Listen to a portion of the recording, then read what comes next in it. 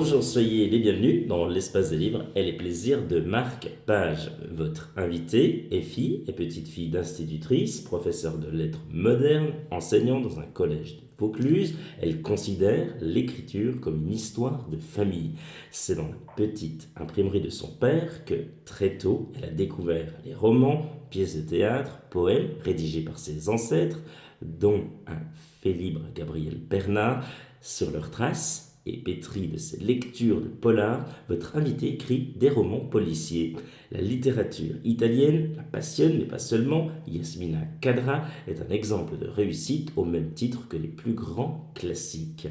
Elle est l'auteur notamment de Rue sombre ou encore Piège à Brani chez Choum Éditions ou encore Le Lys d'un teinturier aux éditions Élan Sud. Il s'agit de Bénédicte Rousset. Elle vous présente son dernier roman, Romilda, aux éditions La Trace, qui d'ailleurs on en profite pour saluer et remercier cette belle maison d'édition et qui sans eux, cette interview n'aurait pu se faire. Bénédicte Rousset, bonjour et bienvenue dans la chronique de Guillaume Sautet. Bonjour Guillaume, merci beaucoup pour ce bel accueil. On est ravis Et d'être avec vous. merci aussi, voilà, aux éditions La Trace, je rebondis sur ce que tu dis. Belle maison d'édition, je suis très heureuse d'y côtoyer Alain Cadéot, très heureuse de travailler avec La Trace et merci pour leur accueil en passant. Racontez-nous votre expérience, oui, comme enseignante. Ça doit tellement être enrichissant chaque jour d'être avec ces enfants.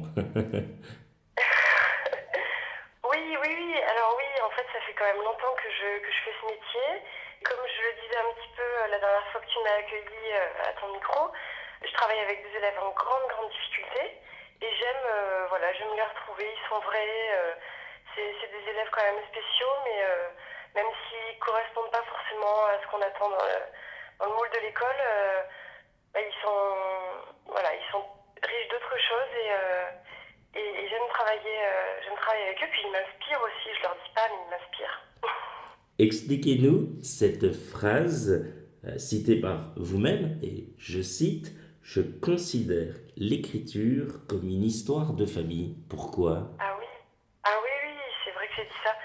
Euh, alors il n'y a pas très longtemps, enfin ça fait quelques années, mais pas très longtemps, j'ai retrouvé des écrits qui venaient de mes ancêtres en fait, hein, des pièces de théâtre, romans, fables aussi. Voilà, parce que j'avais un fait libre dans la famille, on est en Provence depuis très longtemps. Il avait écrit avec Frédéric Mistral et c'est une histoire dont je suis assez fière et le fait d'écrire aujourd'hui, c'est un petit peu pérennisé comme ça cette histoire familiale, donc ça me plaît. Et là d'ailleurs dans Romilda, j'utilise des lettres qu'ont écrites mon arrière-arrière-grand-père quand il était à la guerre 14-18. Excellent, ça, c'est sûr que c'est une belle marque de Oui, mémoire. de mémoire, voilà, je pense que c'est le mot parce que ça fait très longtemps que je travaille, je travaillais sur ce livre depuis très longtemps, puisque ces lettres, je les ai retrouvées dans les inondations qui sont survenues dans le Vaucluse, donc au début des années 2000. Et je m'étais dit, je ferais quelque chose de ça, mais je savais pas encore quoi, j'écrivais pas encore parce que j'avais envie, mais j'avais pas franchi le pas. Et ça a mûri pendant longtemps dans ma tête. Et ces lettres, en fait, dans Romilda, elles sont en partie authentiques, puisque j'ai gardé une partie authentique, mais j'ai un peu pimenté avec un petit peu d'amour et de vengeance. Quand vous n'écrivez pas, notamment, qu'est-ce que vous aimez faire, Bénédicte, et quelles sont vos passions pour celles et ceux qui vous découvrent aujourd'hui? Oui, alors quand j'écris pas, si on enlève mon travail et mes petites filles, il me reste 4 secondes par jour. Alors je lis beaucoup. C'est vraiment très intimement associé à l'écriture. Quand on écrit, on lit. Je crois, hein, peut-être que certaines personnes écrivent sans lire, mais, euh, mais en tout cas, en ce qui me concerne, je lis beaucoup. Ça nourrit mon écriture, ça nourrit beaucoup de choses. Et je nage parce que c'est dans ces moments-là, j'ai besoin de faire du sport et de m'évader un petit peu par la nage. Et c'est quand je nage souvent que je trouve des idées lumineuses pour mes petites histoires de romans. C'est génial! Oui, je m'en étais pas rendu compte au début parce que je nageais pour me vider la tête un petit peu ou pour voilà, faire un peu de sport. Et je me suis rendu compte que quand j'essayais de plus penser à ce que j'écrivais, c'est là que venaient, par exemple, des liens. J'avais plusieurs sujets et puis les liens se faisaient entre eux. C'est vrai que nager, c'est un peu sortir de sa zone de confort intellectuellement, je crois, et bizarrement, c'est là que se font certaines connexions. C'est très intéressant, et en effet, je trouve. Bénédicte, nous sommes chez vous, avec vous. On se dirige tout droit vers votre bibliothèque, on ne va pas y échapper. Qu'est-ce que l'on peut y retrouver à l'intérieur de celle-ci, mis à part les Alain Cadéot, qu'on Ah oui, il y salue a au du monde de passage? contrebande, j'ai comme un enfant qui joue tout seul, il faut le dire quand même. J'ai un peu de tout en fait. Là en ce moment j'ai un David Funkinos, Vers la beauté. C'est très très très beau ce texte. Je suis devant ma bibliothèque, je regarde. J'ai Denis de Rougemont, L'amour et l'Occident. C'est un petit peu ma bible depuis mes études littéraires. Le dictionnaire de la mythologie, parce que j'en mets un petit peu dans mes romans. Et après j'aime les policiers aussi quand même. J'en lis pas mal.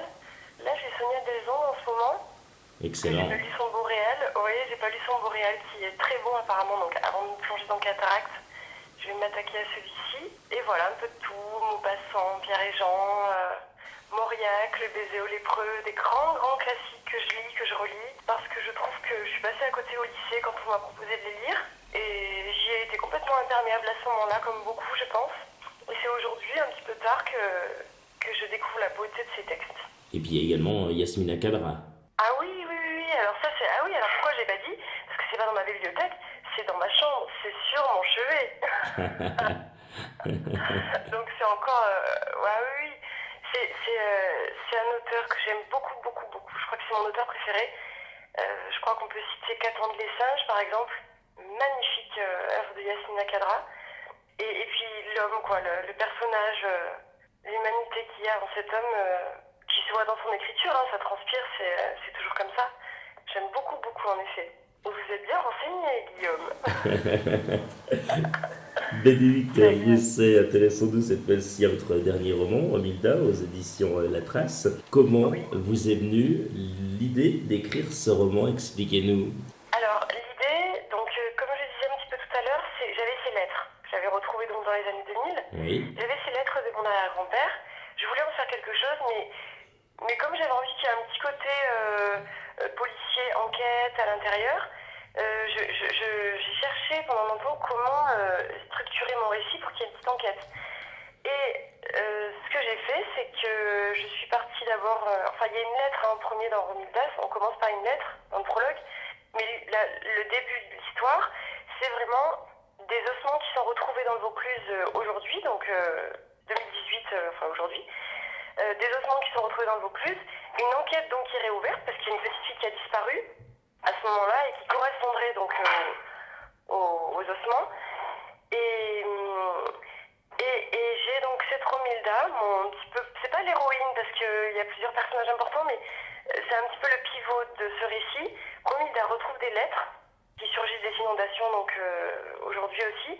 Et dans ces lettres, il y a des informations sur le meurtre qui a eu lieu en 1912, pardon. Et voilà, donc j'ai décidé d'utiliser en fait la période de la Première Guerre mondiale pour semer des indices qui nous mènent à aujourd'hui et à la résolution de ce meurtre, avec un petit peu de vengeance corse au milieu. J'aime bien. oui, ça pimente un peu les choses. Et c'est vrai que ce roman, on est captivé vraiment du début jusqu'à la fin. Vous arrivez à Ah, c'est nous gentil. prendre par la main et on ne la lâche plus, cette main. Comment s'est passée la phase d'écriture? Alors, vous nous avez parlé, bah, il y a eu les lettres qui ont été l'élément Oui. déclencheur. Mais ensuite, comment ouais, vous avez lu les lettres, vous avez dit, tiens, je vais faire ci, ah, j'ai mon histoire, tac, tac, tac. Et après, comment ça s'est Ouais. passé? Comment on a fait pour ben, les chapitres? On va faire comme ci, comme ça. Est-ce qu'il y avait un plan, comme le font certains auteurs? Enfin, comment vous y êtes pris, vous, Bénédicte Rousset? Alors, oui, c'est intéressant ça. Justement, j'ai pas écrit le roman du début à la fin. J'ai travaillé pendant plusieurs mois, j'ai travaillé les lettres. Donc je me suis concentrée dessus. Parce qu'en fait, si on regarde un petit peu les lettres, je crois pourraient former un petit roman à elles-mêmes, puisqu'il y a un échange, vraiment un échange épistolaire, qui est une histoire un petit peu à lui tout seul. Et donc j'ai écrit les lettres en premier, de manière bien sûr à les distiller dans l'enquête policière, mais j'ai écrit l'enquête et les lettres indépendamment. Ce qui fait qu'un soir, par exemple, j'écrivais peut-être le dernier chapitre, ou un autre soir, j'écrivais le milieu de l'enquête, ou quand j'avais fait mes recherches sur la police scientifique en 1912-1910 par exemple, j'écrivais mon chapitre qui apportait ces informations-là. J'écris comme ça des petits morceaux, mais qui sont pas collés les uns aux autres dans le roman. Puisque je sais où je veux aller, mais c'est vraiment un puzzle, c'est très fouillis au départ, et après tout s'imbrique. Enfin, ça paraît facile peut-être comme ça quand je l'explique, mais c'est beaucoup, beaucoup, beaucoup de travail, c'est sûr. Tout le monde le sait. C'est très compliqué. C'est très compliqué. C'est compliqué, c'est passionnant, vraiment passionnant. Je dis ça en état de cause, puisque je m'essaye également. C'est très compliqué. Voilà, je dis tout à celles et ceux Ah, qui nous écoutent. C'est voilà, la petite information. Donc, je ne la sais pas révélation. si un jour viendra la sortie de quelque chose. J'en sais rien en tous les Ah, cas. c'est une bonne J'ai mon nouvelle. carnet avec moi. Je note tout. J'ai une histoire. Mais après, voilà, il faut que Ah, une aide c'est une bonne humaine soit là nouvelle. pour m'aider. Ah, je savais que j'aurais des émotions ce matin, mais je savais pas que ce serait comme ça, Guillaume. Ça, c'est une bonne nouvelle. C'est moi qui vous poserai des questions sur votre livre. Avec plaisir, Bénédicte. Eh bien, écoutez, le pari est lancé. Écoutez, Ah ça oui, oui, oui. sera un petit peu comme ça se fait dans la télévision, les radios au 1er avril. On échange, voilà, de fauteuils. Eh bien, vous serez, ok, ok, ça Ah, sera ça c'est le, bien, ouais, ce sera un génial. honneur, je dis ça, mais je dis ça, je parle plus vite que ce que je réfléchis, mais j'aimerais. Ce sera un grand honneur. On en reparlera, Guillaume. Avec plaisir, Bénédicte. Alors, Bénédicte, c'est pour celles et ceux qui viennent tout juste là d'arriver, qui nous ont rejoints. Vous avez commencé un petit peu à le faire tout à l'heure, mais racontez-nous en quelques mots, oui, cette incroyable histoire, on peut le dire, que va vivre notamment cette famille, hein, Barlotti, en 1912 et en Oui, 2018 dans le Vaucluse. Rappelons avant que vous nous donniez envie de lire votre dernier roman, que comme toujours, vous nous tenez en haleine du début jusqu'à la fin. Bravo! ah, c'est gentil, Guillaume. Alors voilà, effectivement, on a une famille corse qui s'appelle la famille Barlotti, qui vient dans le Vaucluse pour le mariage de la petite Victoria. Ça se passe en 1912. Donc les Barlotti viennent dans le Vaucluse pour voir leur famille, et donc cette petite Victoria qui se marie. Et là, ils ont une fille qui disparaît, leur petite Rosa, qui a 7 ans. On ne la retrouvera jamais. Et c'est vraiment le début de l'histoire. Et ces Corses ont juré vengeance, veulent laver l'honneur de leur petite Rosa. Et c'est ce qui va être vraiment le fil conducteur, le fil d'Ariane de tout le roman. C'est-à-dire que cette vendetta va se transmettre de génération en génération. Et on arrive au dernier descendant de ces Corses, donc qui s'appelle Ange Barlotti. Et lui, c'est le descendant d'aujourd'hui. Et il a accès donc à certaines informations qui concernent le meurtre de cette petite Rosa. Et bien sûr, il est lié par le sang à elle, il est lié à sa famille et cette histoire de vengeance. Et lui veut la venger. Donc il cherche le nom du descendant du meurtrier en fait. Et voilà, l'histoire est autour de ça. Et les lettres apportent finalement des indices nécessaires à la résolution de l'enquête. Mais oui, la grosse partie quand même du roman, c'est le personnage corse d'Ange, Barlotti, qui veut venger sa famille. Et Je sais pas va-t-il si y c'est clair. arriver? Ne va-t-il pas y arriver? Réponse à la fin du roman. On n'en dit pas plus, Bénédicte. Voilà. Non, il faut pas en dire plus, mais effectivement, c'est voilà, est-ce qu'il va y arriver, est-ce qu'il va pas y arriver. Et puis, il y a des choses auxquelles il s'attend pas, hein. Pour lui, Oui, certains éléments sont tracés. Et voilà, il s'attend pas à certains éléments qui sont essentiels. exactement. Quels sont vos projets pour la suite? Alors, bien sûr, comme je le disais il n'y a pas longtemps, j'ai dit à mes 3 petites filles, j'arrête d'écrire parce que sinon je vous donne à manger des pâtes toute la journée, le soir. mais non, je leur ai dit ça en plaisantant parce que je peux pas m'arrêter, j'arrive pas à m'empêcher.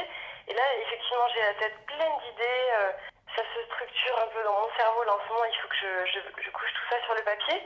Mais oui, j'ai l'idée d'un roman qui s'appellerait L'épaisseur de l'enfance et dans lequel on suit en fait l'histoire d'un enfant qu'on voit adulte qui a fait des choix qu'il n'assume pas forcément et qui ont bien sûr des conséquences sur sa vie, sur ses rencontres. Alors je sais pas vraiment si ce sera policier, peut-être pas, j'ai envie quand même d'écrire un peu autre chose en ce moment et je vais m'y essayer. On a hâte de suivre tout ça et de C'est voir, oui, gentil. un autre genre, si on peut dire ainsi, de voir, oui, si vous êtes tout aussi efficace que dans le genre policier. Ouais, ça serait sympa de voir ça. Ben, on a hâte de découvrir Oui, également ce nouveau roman, hein. travail. Il va falloir quelques mois encore, mais... Et puis ce qui est bien aussi avec les éditions La Trace, c'est qu'ils sont très variés en fait dans ce qu'ils proposent et ça permet quand on écrit et qu'on travaille avec eux de pas forcément se fermer dans un genre et de faire ce qui nous plaît vraiment pour leur proposer ensuite. Bon, alors Voilà. si je comprends, il faudra que je leur propose également le mien. Ah oui, ah là là. Alors je crois que les éditions La Trace seraient très honorées d'éditer Guillaume Sauté. On les Et Willy salue encore Lefebvre, au on serait passage. enchanté aussi. Ils sont adorables et franchement, non, non, je les salue en toute honnêteté. C'est Ah oui, très moi belle aussi, maison ils sont d'édition. adorables, très compétents, très compétents. Voilà, il y a une simplicité chez eux, une humilité que j'aime beaucoup, beaucoup. Et voilà, ils font du bon travail. Ils sont en train voilà, de s'ouvrir. Ils sont déjà ouverts à plein de choses, mais vraiment, encore une fois, ils font du bon travail. J'aime beaucoup, beaucoup les connaître. Et notre amitié naissante m'enchante vraiment. Et je vois que vous leur portez une affection particulière aussi. Donc, c'est pas pour rien. Allez, passons tout de suite, si vous le voulez bien, vous n'allez pas y échapper comme la dernière fois, la minute Aïe, cool. aïe, Eh aïe. ouais. Alors là, attention, hein. Attention, hein. Plutôt rat ou souris? La bibliothèque du rat, Guillaume. Ah bien, ça va faire plaisir à Willy Lefebvre qu'on salue au Oui, passage. la bibliothèque du rat de Willy. Plutôt Vaucluse ou la Corse? Vaucluse. Eh bien tiens, ça tombe bien. Citez trois mots qui, selon vous, définissent le Vaucluse. Alors, le Vaucluse, cigale, écriture et famille. La chose dont vous êtes la plus fière, c'est laquelle? La chose dont je suis la plus fière, mes trois petites filles quand même. On les embrasse. C'est gentil. Plutôt Ouais, c'est blues adorable. ou jazz? Blues. Ah Donnez-nous oui. une anecdote qui vous est arrivée en classe avec vos élèves. Ouais, quelque chose, ça peut être drôle, ça peut être, je sais pas, quelque chose qui vous est arrivé d'anecdote assez incroyable, dire ah oui, tiens, ça m'est arrivé. Oui, oui, bon, alors voilà, j'en ai une qui me vient tout de suite parce que c'est la plus récente, parce que j'en ai une par jour, hein, si on peut faire une chronique de mes anecdotes au collège, on peut. Mais la dernière, tant pis, vous l'aurez voulu, Guillaume, c'est celle qui me vient à l'esprit. On était en salle informatique et j'ai deux petites élèves qui me disent Madame, Gabriel et Florent, ils regardent des choses qu'il ne faut pas regarder sur l'ordinateur. Donc je vais les voir et je leur dis Bon, écoutez, qu'est-ce que vous faites? Montrez-moi, quel site vous êtes allés voir, c'est pas bien. Bon, je leur fais la morale. Et je voulais savoir si j'étais allée voir. Et je les cuisine pour savoir si j'étais allée voir. Ils voulaient pas me dire, ils voulaient pas me dire. Et à la fin, tout penaud, ils me disent Madame, sur le clavier dans la recherche, on a tapé enfant moche. Alors j'aurais dit ça c'est drôle, ça. Non, j'aurais pas dit ça, je les ai grondés, mais j'ai trouvé ça très drôle en fait, parce qu'évidemment je m'attendais pas à ça. Et ils ont tapé enfant moche. Et pas du tout à ce qu'on pensait. Comme Non, quoi. c'était drôle, c'était drôle. Et j'ai voulu rire, j'ai essayé de me retenir, mais ils sont adorables, donc on en a ri, mais voilà. Nos idées mal placées et leur innocence. Hein, ça résume beaucoup de choses. Si vous étiez un personnage célèbre, ce serait lequel? Ah, je sais pas. Simone Veil, j'aimerais bien. Ouais. Enfin, Ah ouais. Bénédicte, si vous aviez un rêve, ce serait? Alors, je suis désolée, Guillaume, mon rêve n'a pas changé depuis notre dernière interview. Je redis? Ouais. Eh bien, c'est ce que je pensais et c'est ce que j'allais vous demander. Est-ce que votre rêve a changé ou pas? Non, mon rêve c'est d'avoir un chauffeur, je sais pas conduire, donc il faut que les éditions La Trace vendent beaucoup de mes livres parce que j'ai besoin d'un chauffeur pour conduire. Bon, alors, si vous êtes chauffeur, contactez-le. Oui, c'est ça, c'est vrai. Ah non, ça n'a pas changé, je suis désolée, c'est pas très original, mais c'est la vérité. Bon, bah Voilà. écoutez, ouais.